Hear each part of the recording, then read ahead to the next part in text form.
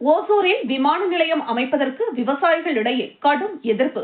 விளைநிலங்களை கையகப்படுத்த அனுமதிக்க மாட்டோம் என திட்டவட்டம். கிருஷ்ணகிரி மாவட்டம் ஓசூரில் சர்வதேச விமான நிலையம் அமைப்பதற்கு தமிழ்நாடு அரசு நிலம் கையகப்படுத்தப்படுவது தொடர்பான நடவடிக்கைகள் மேற்கொள்ளப்பட்டு வருவதற்கு விவசாயிகள் கடும் எதிர்ப்பு தெரிவித்துள்ளனர். விளை நிலங்களை கையகப்படுத்துவதற்கு அனுமதிக்க மாட்டோம் என திட்டவட்டமாக அவர்கள் தெரிவித்துள்ளனர். ஓசூரில் சர்வதேச விமான நிலையம் அமைக்கப்படும் என்று கடந்த 2022ஆம் ஆண்டு சட்டமன்றத்தில் தமிழ்நாடு முதலமைச்சர் மு.க.ஸ்டாலின் அறிவித்திருந்தார். இதைத் தொடர்ந்து விமான நிலையம் அமைப்பதற்கான இடம் தேர்வு செய்வது உள்ளிட்ட பல்வேறு நடவடிக்கைகளை தமிழ்நாடு அரசு மேற்கொண்டு வந்திருந்தது. இதன் தொடர்ச்சியாக ஓசூர் அருகே உள்ள பலவனப்பள்ளி, முத்தாலி, அடவனப்பள்ளி, தாசப்பள்ளி, பெத்தமுத்தாலி, அட்டூர், அலைநத்தம், காருப்பள்ளி, நந்திமங்கலம், சூடகொண்டப்பள்ளி, மிடுகைப்பள்ளி ஆகிய 11 கிராமங்களில் உள்ள விவசாய நிலங்கள் சுமார் 2980 ஏக்கர் கையகப்படுத்தப்பட்டு விமான நிலையம் அமைப்பதற்கான வரைவு திட்ட அறிக்கை தயாரிக்கப்பட்டதாக தகவல்கள் வெளியாகின. இந்த நிலையில் தமிழ்நாடு அரசின் இந்த நடவடிக்கைக்கு விவசாயிகளிடையே கடும் எதிர்ப்பு தெரிவித்து இன்று நந்திமங்கலம் கிராமத்தில் விவசாயிகள் சார்பில் ஆலோசனை கூட்டம் நடைபெற்றது. இந்த கூட்டத்தில் பாரதிய ஜனதா கட்சியின் செய்தி தொடர்பாளர் நரசிம்மன், அதிமுக முன்னாள் அமைச்சர் பாலகிருஷ்ணா ரெட்டி, பாட்டாளி மக்கள் கட்சியின் உழவர் பேரவை மாநில செயலாளர், முன்னாள் சட்டமன்ற உறுப்பினர் வேலுச்சாமி உட்பட விவசாய சங்க பிரதிநிதிகள் மற்றும் 1000த்திற்கும் மேற்பட்ட விவசாயிகள் பங்கேற்றனர்.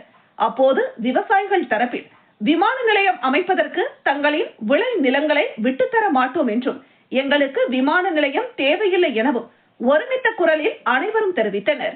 மேலும் ஏற்கனவே பல்வேறு வளர்ச்சி திட்ட பணிகளுக்காக ஏராளமான ஏக்கர் பரப்பளவில் விவசாய நிலங்கள் கையகப்படுத்தப்பட்டு திட்டங்கள் நடைபெற்று வந்த நிலையில் தற்பொழுது விளை நிலங்களை கையகப்படுத்தி விவசாயிகளை பாதிக்கும் இந்த விமான நிலைய திட்டம் ஒருபோதும் ஓசூரில் நிறைவேற்றப்படாது என அதிமுக முன்னாள் அமைச்சர் பாலகிருஷ்ணா ரெட்டி உறுதிபட தொடர்ந்து பேசிய பாட்டாளி மக்கள் கட்சியின் உழவர் பேரவை மாநில செயலாளர் வேலுச்சாமி, விவசாயிகளை பாதிக்கும் எந்த திட்டங்களையும் நிறைவேற்றுவதற்கு ஒருபோதும் அனுமதிக்க மாட்டோம். அதே போல தற்பொழுது விவசாயிகள் விளை நிலங்களை கையகப்படுத்தி விமான நிலையம் அமைப்பதற்கான திட்டத்திற்கு கண்டனம் தெரிவிப்பதுடன் இதற்கு எதிர்ப்பு தெரிவித்து அனைத்து விவசாயிகளுக்கும் உறுதுணையாக பாட்டாளி மக்கள் கட்சி இருக்கும் என அவர் பேசினார். இதன் பின்னர் செய்தியாளர்களிடம் பேசிய பாரதிய ஜனதா கட்சியின் செய்தி தொடர்பாளர் நரசிம்மன், ஓசூர் பகுதியில் விவசாய நிலங்களை கையகப்படுத்தி புதிய விமான நிலையம் அமைப்பதற்கு மாநில அரசு முயற்சி செய்து வருகிறது. ஆயிரக்கணக்கான விவசாயிகளின் வாழ்வாதாரத்தை பாதிக்கும் இந்த பகுதியில் விமான நிலையம் வரக்கூடாது என அனைத்து விவசாயிகள் மற்றும் பொதுமக்கள் தரப்பில் எதிர்ப்பு தெரிவிக்கப்பட்டு வருகிறது. இதற்காக மாநில அரசு சார்பில் நிலங்களை கையகப்படுத்தும் நடவடிக்கையை உடனடியாக நிறுத்த வேண்டும். விமான நிலையம் அமைப்பது என்ற பெயரில் இந்த பகுதியிலிருந்து 1 ஏக்கர் நிலம் கூட கையகப்படுத்தக்கூடாது.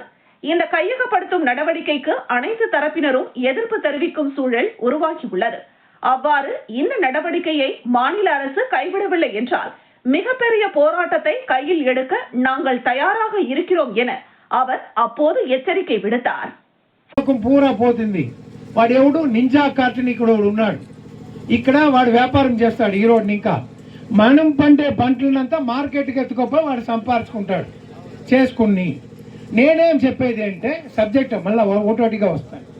మన రైతులు పండే పంటలని ఇక్కడుండే కోఆపరేటివ్ సెక్టార్లో మీరు రెడీగాండా ఆ ప్రాసెసింగ్ యూనిట్ మేము మీకు తెచ్చి పెడతాము. ఈ రైతుల సరఫరా కోఆపరేటివ్ సెక్టార్గా మీరే దానికి బ్రాండ్ వేసి మీరు అమ్మేకి మేము మీకు సపోర్ట్ చేస్తాం.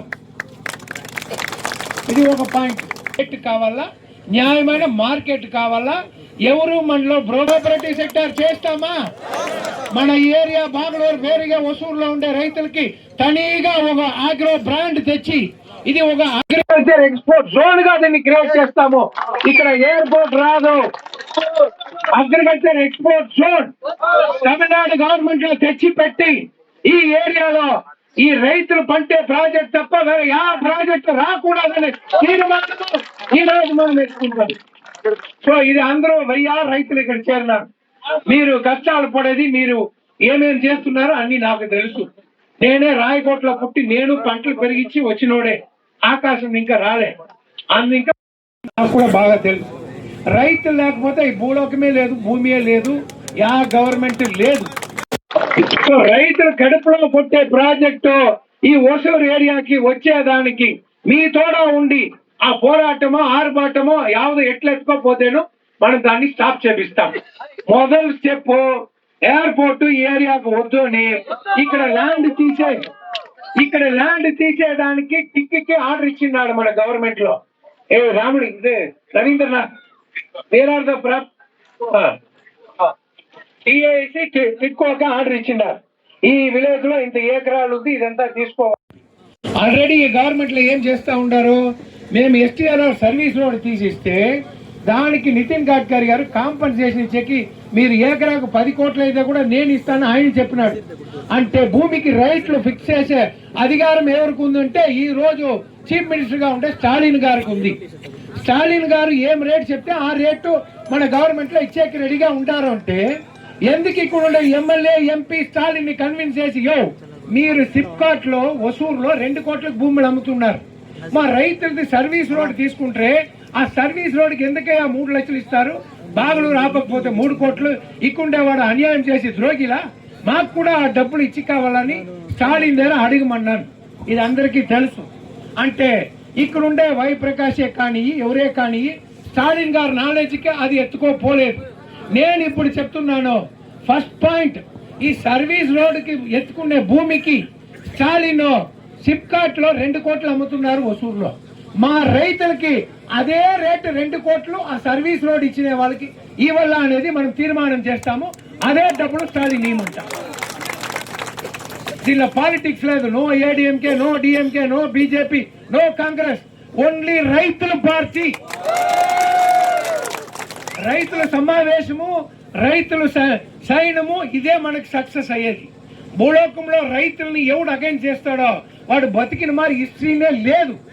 సో అందుకనే ఈ ఏరియాలో నంబర్ ఎయిర్పోర్ట్ ఇక్కడ మనకు వద్దు, మీరు ఎక్కడైనా ఎయిర్పోర్ట్ పెట్టుకోండా, అక్కడ స్టాలిన్ వచ్చి దిగిని మోడీ గారు వచ్చి దిగిని మనం వద్దు అని చెప్పలే. మన వ్యవసాయాలు పండే ఏరియాని ఈ 1000 ఎకరాలు 2000 3000 ఎకరాలు ఎంత ఉందో దీన్ని అగ్రికల్చర్ ఎక్స్పోర్ట్ జోన్ చేయాలనేది నంబర్ 1 తీర్మానం. నంబర్ 2 మీరు ఇక్కడ పండే పంటలకి మంచి రేట్ వచ్చేదానికి కోఆపరేటివ్ సెక్టార్ లో ఇక్కడ ఒక పెద్ద ఎక్స్పోర్ట్ ప్రాసెసింగ్ జోన్ చేయాలా అనేది 2వ తీర్మానము. రైతుల పంటలకి లేదు, ఎయిర్పోర్ట్ ఇక్కడ వచ్చేలేదు, వద్దు అని నేను మీకు కూడా ఉంటాను. మోడీ గారికి చెప్తాను, అమిత్ షాకి చెప్తాను, ఎవరు కావాలంటే చెప్తాను, స్టాలిన్ గారికి మీ తరపులో రాండా పోయి చెప్తాం. స్టాలిన్ ఏమి ఆకాశం ఇంకా రాలేదు, మన అట్లా వాడే. అందుని ఇంకా ఆయనకు పోయి చెప్పే వాళ్ళు చెప్పలేదు. ఎవడు ఓట్లు తీసుకుని ఎమ్మెల్యే అయినాడు అతనే చెప్పకపోతే వేరేవాడు చెప్తాడు. సో ప్రకాష్ గారికి ఆ బుద్ధి ఉండాలా, ఆ బుద్ధి ఎంపీ గోపీనాథ్ కు ఉండాలా. పోయిన వారం కూడా గోపీనాథ్ గారు నాకు కూడా కలిశాడు ఢిల్లీలో. నేను వ్యవసాయ మంత్రి రాజ్నాథ్ సింగ్ ని కలిసి వచ్చాను. ఎందుకు పోయినానంటే మా కృష్ణగిరి ఏరియాలో ఈ మ్యాంగో పంటలు వ్యవసాయాలకి రేట్ ఇవ్వకుండా రైతులు రోడ్లో పోసి కడపమంట అయిపోయింది. ఆడుండే ఫ్యాక్టరీలంతా డిఎంకే వాళ్ళు సైన్యం కట్టుకున్నారు. 6 రూపాయల పైకి మ్యాంగోకి డబ్బులు ఇచ్చేలేని కూర్చున్నారు. ఎవరు? ఈ ఫ్యాక్టరీ వాళ్ళు. రైతులకు 6 రూపాయలు ఇస్తే వాడు దాన్ని కోసే కాస్ట్ కూడా రాదు. రైతులు కొనిపోయి పంటని రోడ్లో పోసి అవమానమైంది దేశానికి. ఈ భూమి తాయికి అవమానం చేసే స్టేజ్ ఎందుకు వచ్చింది అంటే ఇప్పుడు ఉండే డిఎంకే ఈ గవర్నమెంట్ రైతుల ప్రోడక్ట్ కి రేట్ ఇవ్వలేదు. అందుని ఇంకా ఈ ప్రెస్ వాళ్ళందరికీ తెలుసు, మా పార్టీలో ఉండే వాళ్ళకి అందరికీ తెలుసు. పోయిన బేస్వారం నాడు మన శివరాజ్ చౌహాన్ గారిని పిలిచి నేను చెప్పి అడిగినాను, ஐயா எங்க ஊர்ல விவசாயம் மாங்காய் பயிரிடக்கூடிய லட்சக்கணக்கான ஹெக்டேர்ல இருக்கு. ஆனால் அங்க இருக்கக்கூடிய தொழிற்சாலை நடத்துகின்ற வியாபாரிகள் திமுக ஒன்னா சேர்ந்து இங்க மாங்காய்க்கு விலையே கொடுக்க கூட அநியாயம் பண்ணிட்டாங்க. அதனால ஆந்திர பிரதேசத்துல சந்திரபாபு நாயுடு 6000 ரூபாய் சப்சிடி கொடுக்கிறாரு மாங்கனிக்கு. இங்க இருக்கக்கூடிய సిద్ధరామయ్య அரசாங்கம் 6000 கொடுக்குது. இப்ப என்ன அவரு சொன்னாருன்னா ఆయన ఏం చెప్పినాడంటే నేను 6000 సెంట్రల్ గవర్నమెంట్ ఇంకా నా బాధ్యత 3000 రూపాయలు నేను ఇస్తాను, 3000 రూపాయలు స్టాలిన్ గారిని ఇవ్వమని చెప్పండి అన్నాడు. నేను చెప్పినాను షార్ట్లీ మనము ఒసూరు ఏరియాలోనో సూళగిరిలోనో కృష్ణగిరిలోనో ఒక పెద్ద వ్యవసాయ మానాడు చేస్తాము. ఆ రైతుల మానాట్లో మన డిమాండ్లు ఏమేముందో, రైతులకి లోన్ చిక్కిందా, రైతులకి పండేదానికి సపోర్ట్ ఉందా, రైతుల పంటకి రేట్ ఉందా, ఇవన్నీ ఆయనతో కలిసి ఆయనని డిక్లేర్ చేయమంటాను. ఈ ఏరియా అగ్రికల్చర్ ఎక్స్పోర్ట్ జోన్ అనేది సెంట్రల్ గవర్నమెంట్ లో ఆయన మన ముందరకాలో అనౌన్స్ చేస్తాం. ఒకటి అదే. రెండు, మూడో పాయింట్, మన రైతులకి ఈ ఏరియాలో వేరే ఏమేమి సంగతులు ఉందో, horticulture, agriculture, sericulture, floriculture, all the cultures are happening only in India from Hosur, no other place. So ఇన్ని కల్చర్ ఉండే మన రైతుల్ని కాపాడాల్సింది మన కర్తవ్యము, మన భూమికి మన భూమి తాగి చేయాల్సింది మన డ్యూటీ. సో నేను కూడా బేసికల్ గా ఇండస్ట్రీలో ఉంటాను, అది వేరే సమాచారం.